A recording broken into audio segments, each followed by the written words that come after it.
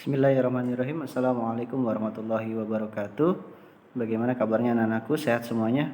Baik, alhamdulillah pada kesempatan yang berbahagia ini kita dapat bertemu kembali di dalam pelajaran PAI yang mana kita akan melanjutkan bab berikutnya ya. Baik, Mister harap teman-teman anak-anakku sekalian sudah membaca dan mempelajari materi kita pada pekan sebelumnya. Mudah-mudahan ilmu yang kita pelajari bermanfaat. Amin ya rabbal alamin. Baik, jangan lupa anakku ya, setelah nanti menonton video pembelajaran ini atau sebelum menonton video pembelajaran ini, tetap anak-anakku teman-teman sekalian untuk tadarus terlebih dahulu agar semuanya bisa dimudahkan dilancarkan. Amin. Oke, baik kita mulai. Yang kemarin di pekan sebelumnya kita telah membahas tentang materi jujur ya. Sekarang kita akan bahas tentang adil. Jadi perlu teman-teman ketahui bahwasanya adil itu keren ya. Karena tidak mudah dan tidak tidak bisa kita sebagai manusia untuk selalu menegakkan keadilan gitu ya, karena ini merupakan hal yang sulit. Tapi kalau kita bisa adil, nah itu adalah keren gitu ya, dan sekaligus mendapatkan pahala dari Allah Subhanahu wa taala. Baik, langsung saja. Nah, esensi Esemital Fawas. Nah, kaitan materi ini dengan esensi Esemital Fawas adalah yang pertama, seperti kita ketahui, adil merupakan karakter yang baik dan itu termasuk dari akhlakul karimah. Ya, yang kedua adalah gemar membaca. Teman-teman anak-anak sekalian jangan lupa untuk selalu membaca dan terus membaca untuk menggali semua wawasan-wawasan yang ada ya. Khususnya di pelajaran PAI juga jangan pernah lupa dan putus untuk membaca. Lalu berikutnya self leadership. Nah, dari sini kita akan dikendalikan oleh diri kita. Yang pertama, kita tahu akan jujur itu dan adil itu adalah karakter yang baik. Tapi semua kembali pada diri kita. Mudah-mudahan dengan kita memiliki self leadership yang baik, maka kita akan selalu diarahkan kepada yang baik gitu ya. Oke, baik kita langsung mulai. Yang pertama, dalilnya. Apa sih dalilnya terkait dengan kita diperintahkan untuk selalu berkata jujur? Ya, dalilnya ada di surat An-Nahl ayat 90. A'udzubillahi minasyaitonirrajim. Bismillahirrahmanirrahim. Innallaha ya'muru bil 'adli wal ihsan wa ita'i dzil qurba wa yanha 'anil fahsya'i wal munkar wal baghi ya'izukum la'allakum tadhakkarun. Yang mana artinya adalah innallaha ya'muru, sesungguhnya Allah menyuruh kita untuk berbuat adil dan berbuat kebaikan ya. Wa ita'i dzil qurba, dan memberi bantuan ya kepada yang membutuhkan, wa yanhanil fakhsya'i wal munkar, dan melarang kita untuk selalu melakukan perbuatan yang fakhsya dan munkar, perbuatan yang keji ya, kemungkaran dan permusuhan, di antara memberi pengajaran kepada agar kamu dapat mengambil pelajaran. Wal baghi ya'izukum la'allakum tadhakkarun. Nah, mudah-mudahan dari dalil ini teman-teman anak-anakku bisa mengambil sebuah pembelajaran atau mauizah yang bisa diterapkan dalam kehidupan sehari-hari. Nah, ini adalah dalilnya bahwasanya kita diperintahkan untuk adil. Oke, pengertiannya apa sih pengertian dari adil?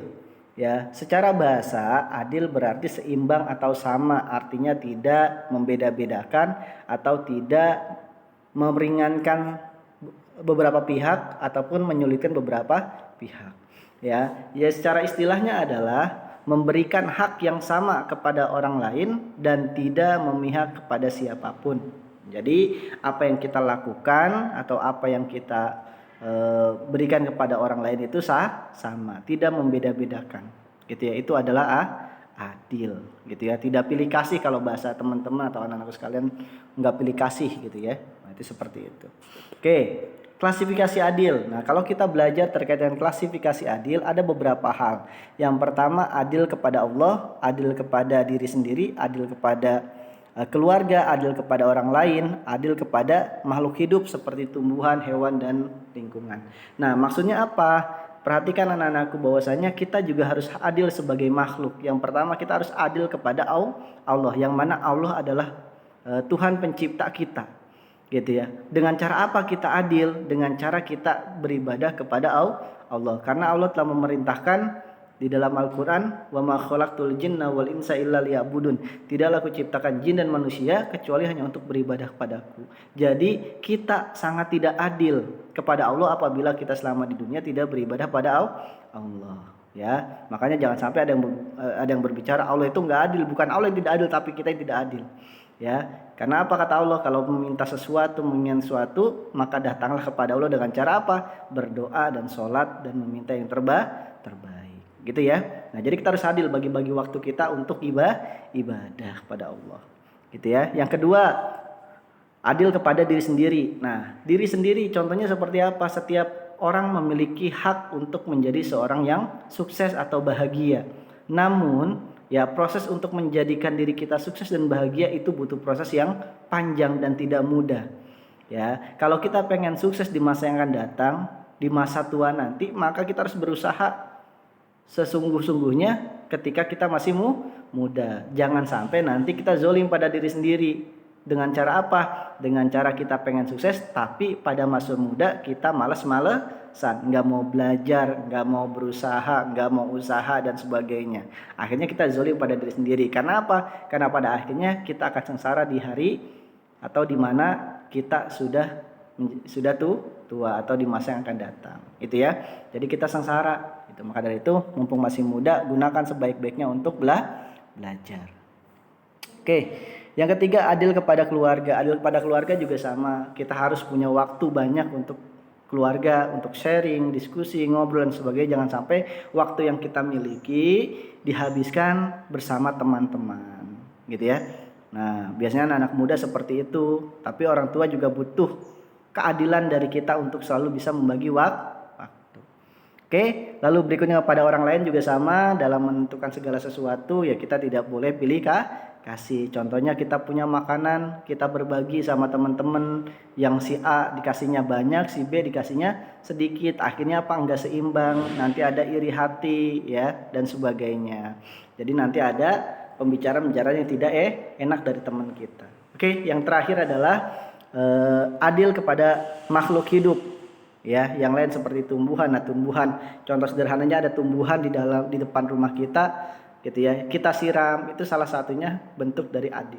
Ya jangan sampai ada pohon di depan rumah kita dibiarin aja. Nah, kita punya hak untuk memberikan keadilan ya kepada tumbuhan itu. Hewan juga kita rawat, kita beli hewan peliharaan seperti burung segala macam, tapi kita tidak pernah kasih makan. Nah, itu juga tidak adil. Ketika kita memutuskan untuk merawat, maka harus diberikan dengan sesuai ketentuannya, ya. Itu seperti itu. Itu adalah klasifikasi adil.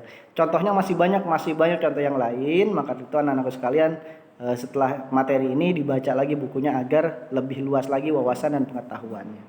Oke. Berikutnya, hikmah perilaku adil. Apa sih hikmah perilaku adil? Yang pertama, menjadi pribadi yang beriman. Ketika kita melakukan sebuah keadilan atau sikap adil, maka kita termasuk golongan orang yang beriman. Ya, yang kedua, disegani dan dipercaya masyarakat. Insya Allah akan dipercaya dengan masyarakat apabila kita adil. Ya. Lalu berikutnya, menciptakan keamanan, ketentraman dan kenyamanan. Ketika kita berperilaku adil, maka terciptalah sebuah kenyamanan dalam bergaul, ya, dalam bersosial pada orang lain, gitu ya, ketentraman, terus juga muncul keamanan. Oh iya, enak nih sama dia orangnya baik, adil, nggak pilih kasih dan sebagainya. Nah, ini akan tercipta hal-hal seperti ini apabila kita adil. Lalu berikutnya, mempererat tali persaudaraan. Dengan kita berperilaku adil, maka akan mempererat persaudaraan. Kenapa? Kalau kita tidak berperilaku adil, akan terpecah belah, gitu ya, karena ada yang dirugikan. Oke. Berikutnya, implementasi. Nah, implementasi mungkin ini adalah di akhir bab dari materi ini. Implementasinya apa? Adil dalam mendamaikan perselisihan. Yang mana ketika kita melihat ada perselisihan atau kita ada di situasi berselisih dengan orang lain, maka dari itu kita harus adil, gitu ya. Jangan kita memihak satu dengan yang lainnya. Karena dia teman dekat kita, akhirnya ya udah yang kita bela adalah teman dekat kita. Gitu ya, jangan seperti itu. Tapi kita harus adil menyikapi segala perselisihan yang ada. Yang kedua, adil dalam berkata. Adil dalam berkata maksudnya apa? Ya, apapun yang kita sampaikan harus sesuai dengan realitanya. Yang ketiga, adil walau terhadap musuh. Ya, meskipun kita mungkin nggak enak, iri hati atau segala macam dengan teman kita atau tetangga kita, kerabat kita, karena tidak bisa dipungkiri kehidupan di masyarakat pasti akan ada seperti itu. Nah, jangan lupa kita untuk tetap apa ya, memberikan keadilan. Jangan sampai karena dia musuh kita intimidasi, diskriminasi dan sebagainya, tidak gitu ya. Nah, jadi kita hindari seperti itu. Jadi tolong untuk materi ini sangat-sangat penting, sangat-sangat bermanfaat untuk diri kita apabila kita implementasikan dan aplikasikan dalam kehidupan kita, bahwasanya adil itu keren. Adil itu akan membawa kepada kebaikan, akan membawa kita kepada hal yang baik. Nah, itu seperti itu ya, Nah ya. Oke, mungkin itu saja materi kita pada kesempatan hari ini. Tidak banyak dan tidak panjang. Mudah-mudahan anak-anakku bisa mempelajari dengan baik dan diperdalam kembali terkait dengan materi kali ini.